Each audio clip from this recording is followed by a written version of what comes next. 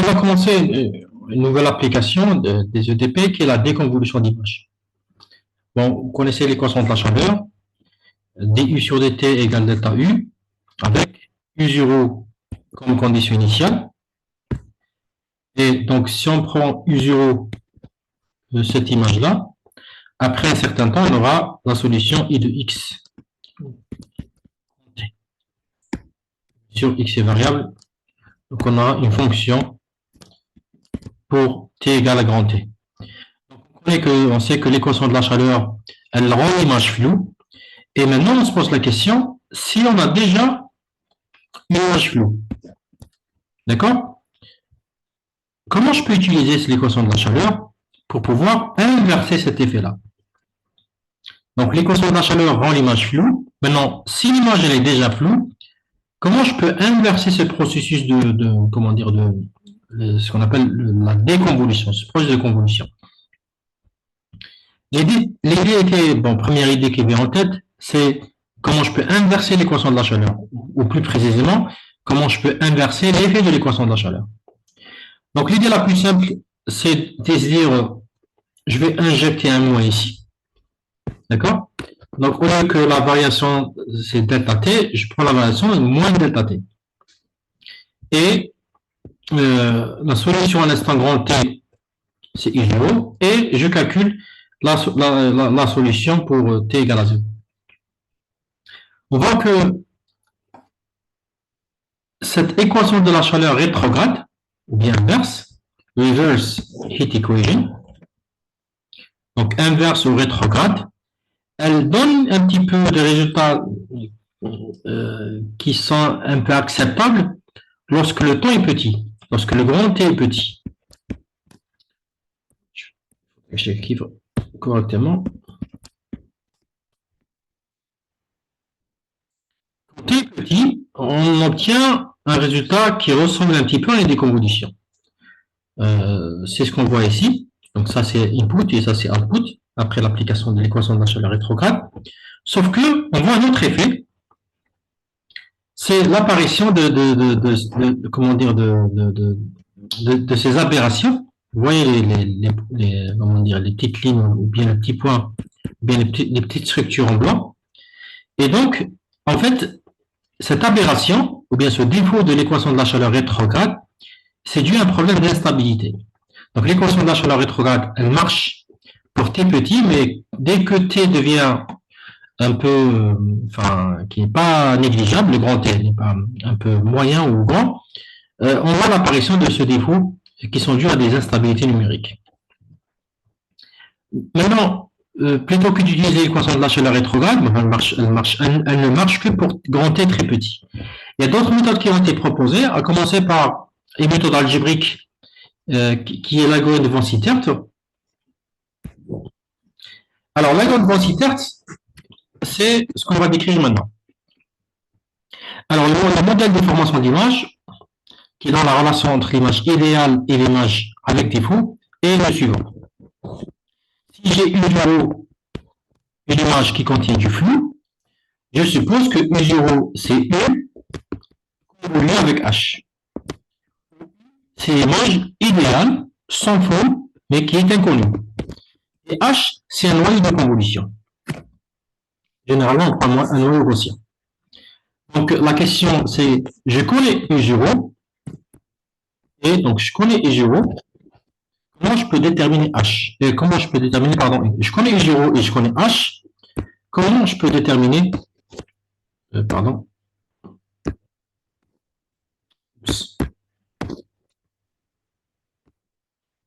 je peux déterminer le U? D'accord? De sorte, comment je peux inverser l'opérateur de convolution? L'idée est très simple, algébrique, donc calculatoire. C'est définir G chapeau comme 1 moins H chapeau. H chapeau, c'est la transformée de Fourier de la fonction H. Et G chapeau, c'est la transformée de Fourier de la fonction G. Alors, si je fais ça, ici je prends, pourquoi on introduit la transformée de Fourier? Parce que la transformée de Fourier, elle permet de rendre une convolution, elle transforme la convolution en un produit. Donc, si je prends ça, U0 égale H étoile U, U0 est égal H étant U. Donc, U0 chapeau est égal H chapeau multiplication U chapeau. Et donc, je peux dire que U chapeau, je peux déduire que oups, pourquoi ça marche pas? Je peux déduire que U chapeau est égal à, pardon, ça c'est U0. U chapeau est égal à U0 chapeau divisé par H chapeau. Et H chapeau, c'est 1 moins G chapeau. Voilà. Une fois qu'on a ça, on va écrire symboliquement, je dis bien symboliquement. Vous connaissez le développement de la fonction 1 sur 1 moins x, qui est égal à la somme de x puissance 1. Donc, j'applique ça pour x égale à g chapeau, d'accord? Et on obtient u chapeau est égal la somme de g chapeau puissance k, k variant de 0 jusqu'à plus l'infini, et toute cette somme multipliée par u0 chapeau.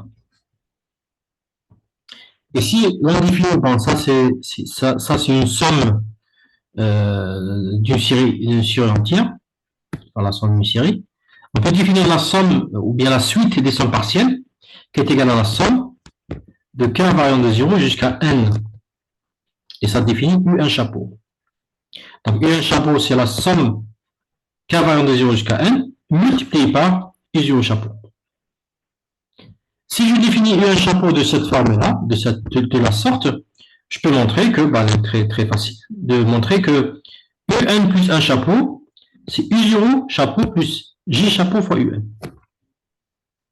C'est très simple, hein, c'est U1 plus 1 chapeau, c'est UN chapeau plus le dernier terme, le dernier terme pour K égale 1 plus 1, ça va donner G0 chapeau K plus 1 fois U0 chapeau.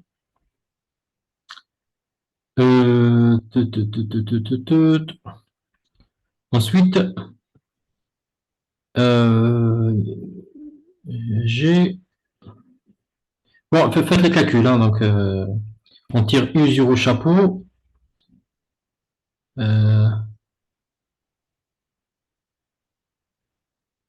Faites les calculs, hein, c'est un calcul direct, peu importe.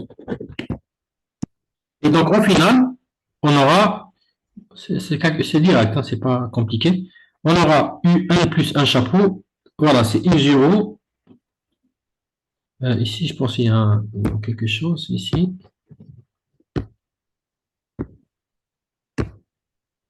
Bon, je ne suis pas certain, juste un instant. Ah oui, d'accord, ok. Ça me revient. Alors, UN plus 1 chapeau, c'est la somme k varie de 0 jusqu'à n plus 1. D'accord? Je vais utiliser un autre document que je vais partager avec vous.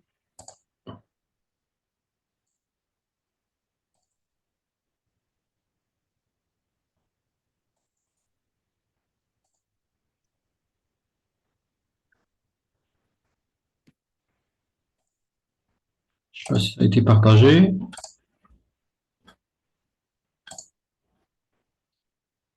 Voilà, je pense que si. Oups, c'est pas ça.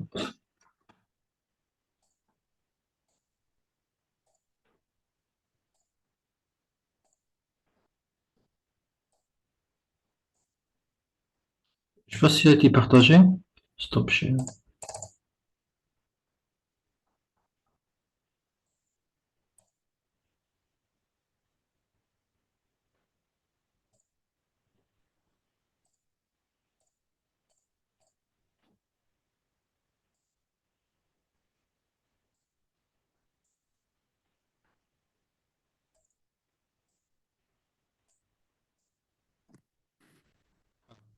Ça marche. Voilà, alors, on a U, N, chapeau, c'est la somme chapeau puissance K, K varie de 0 jusqu'à N, fois, je pense, U0,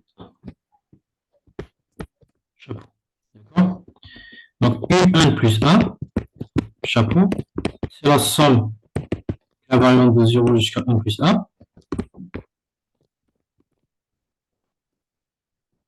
Et donc, c'est égal. Je peux prendre le terme K égale à 0. Je remplace par K égale à 0, c'est 1, plus la somme K variant de 1 jusqu'à N plus 1. G chapeau puissance N, le tout,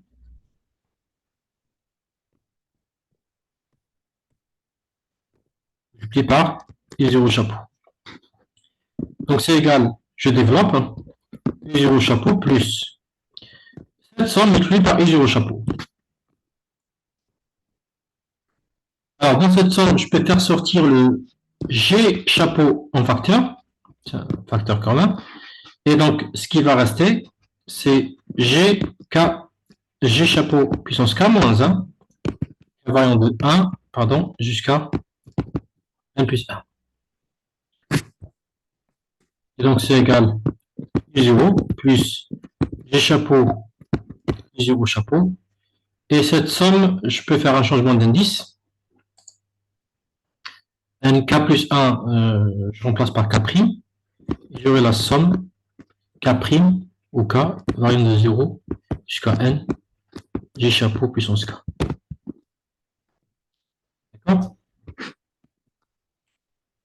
Voilà.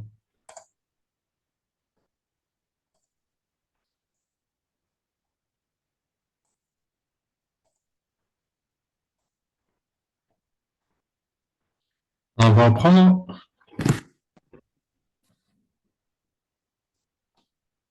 Alors, au final, on aura. Je ne sais pas si ça a été partagé. Je revérifie.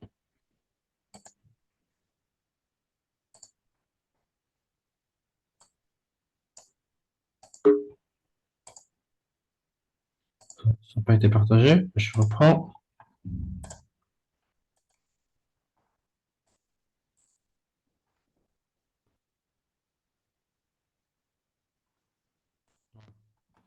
Et donc, au final, on aura U1 plus un chapeau, c'est U0, plus le G devient 1 moins H, G chapeau devient 1 moins H fois UN. Et j'applique la transformée de foyer inverse, UN plus un chapeau devient UN, et bien c'est U0 plus UN moins H étoile UN. Bien sûr, la transformée de foyer inverse, elle transforme un produit en un produit de convolution. C'est l'inverse de l'effet de la transformée de Fourier. Et donc, en fait, ça, c'est un algorithme itératif qui définit U1 plus 1 de U1. Donc, je peux commencer par U0, qui est l'image floue, et j'applique itérativement cet algorithme pour avoir un traitement. Pour, au final, j'arrête un certain temps, un grand temps, pour avoir une image déconvolue. Voici un exemple concret de l'application de cet algorithme qui marche très très bien. Donc ça, c'est l'image entrée, U0. Ça, c'est UN pour une certaine valeur de N. On voit qu'on arrive assez bien à réduire le flou qui est présent dans l'image. Alors, quand vous examinez un résultat, il faudrait toujours chercher les défauts, voir ce qui marche, mais aussi ce qui ne marche pas. On voit sur les bords qu'il y a une sorte de concentration des intensités. On voit les lignes blanches sur les bords. Ça, c'est un effet négatif de l'algorithme de von Sittert. On le voit partout sur les bords. Voilà. Donc, une deuxième, l'équation de la chaleur rétrograde, c'était un premier modèle. L'algorithme algébrique de von Sittert, c'était un deuxième modèle. Maintenant, on va voir un troisième modèle qui permet de faire la déconvolution, qui est le filtre choc de Osher-Uda. Alors, ils ont pris l'équation de la chaleur rétrograde, qui ne marchait pas, et au lieu de considérer moins delta U, U sur dt égale moins delta U. Alors, ce qu'ils ont pris de ça, c'est juste le signe. D'accord? Donc, ils ont défini l'équation du sur dt est égal moins le signe de delta. Ils ont multiplié ça par la norme du gradient. Alors, pourquoi le signe de delta? Alors, delta U, c'est une sorte de la différence entre... alors, delta U, c'est en discret, vous connaissez le filtre laplacien. Celui-ci, 1, 1, 1, 1, ici, moins 4. Attends, je vais créer les choses proprement.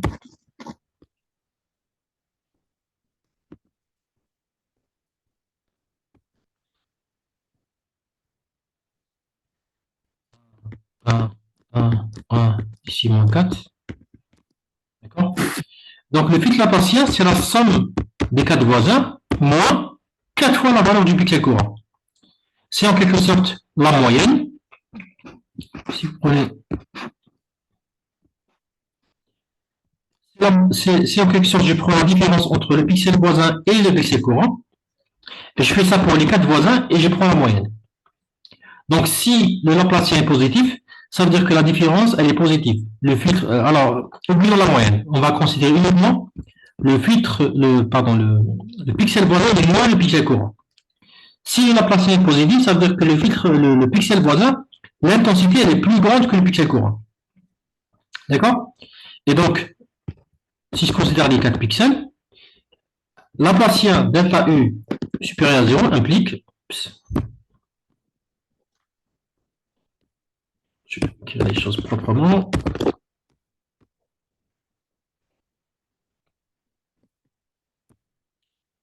delta U supérieur à 0, ça c'est équivalent, ça veut dire que intensité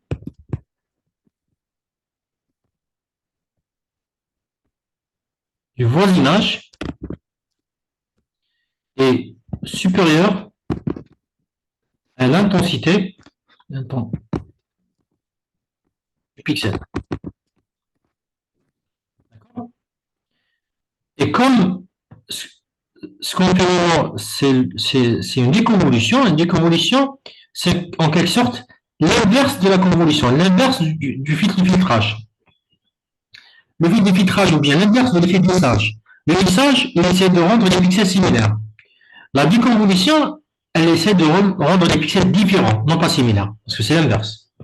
Et donc, si l'intensité du pixel voisin, elle est plus grande que l'intensité du pixel courant, alors qu'est-ce que je vais faire à l'intensité de ce pixel? Est-ce que je vais l'augmenter ou bien la réduire? Si je l'augmente, ça veut dire que j'essaie de rendre le pixel courant similaire au pixel voisin. C'est pas ce que je veux, et il faut que je la réduise. Donc c'est pour ça qu'on a introduit le moins. Donc si le delta est positif, les pixels voisins sont plus grands, en quelque sorte, donc je vais réduire encore plus la valeur du pixel courant. C'est multiplié par l'angle du gradient. Pourquoi? Parce que j'aimerais que cet effet soit appliqué sur les bords des objets, sur lesquels le gradient est important. Si le gradient est égal à 0, je suis sur une région homogène, et il vaut mieux ne pas faire de traitement, tout simplement. On va dire ça comme ça, très simple. Et voici ce qu'on obtient avec le filtre choc de Hocher-Rudin. Les résultats sont vraiment très, très, très bons. Hein, rien à dire. Donc ça, c'est image floue. Et ça, c'est image après application du filtre choc de Rudin-Hocher. Donc là, on voit bien que ce flou a été vraiment supprimé. Et on arrive à voir des images très, très nettes. Vous voyez, c'est très net. Les bords sont très nets. D'accord? Même sur, je pense, l'arbre, ici, on arrive à avoir de très, très beaux comment dire, contours. Même ici, vous voyez, le résultat est vraiment très bon. Voilà, donc ainsi s'achève cette partie sur la déconvolution. Je préfère ne pas aborder l'empirique maintenant, on va le faire la prochaine fois. Est-ce que vous avez des questions jusqu'à maintenant?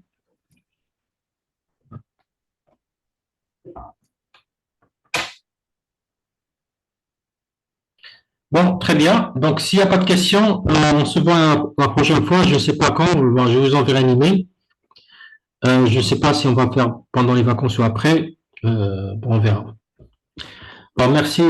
Bonnes vacances à vous et bonne fin d'année, bonne nouvelle année et à la prochaine. monsieur, Oui, monsieur, le cours اللي بعثوا لنا فيه une série واحدة, série 2, c'est télé. série télé, oui. Scara. بس Scara. allez.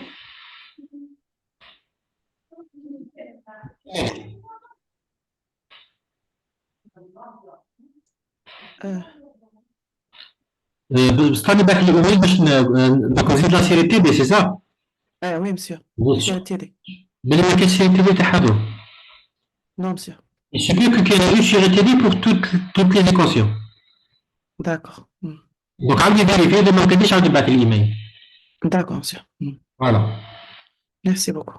très bien merci à bientôt سلامة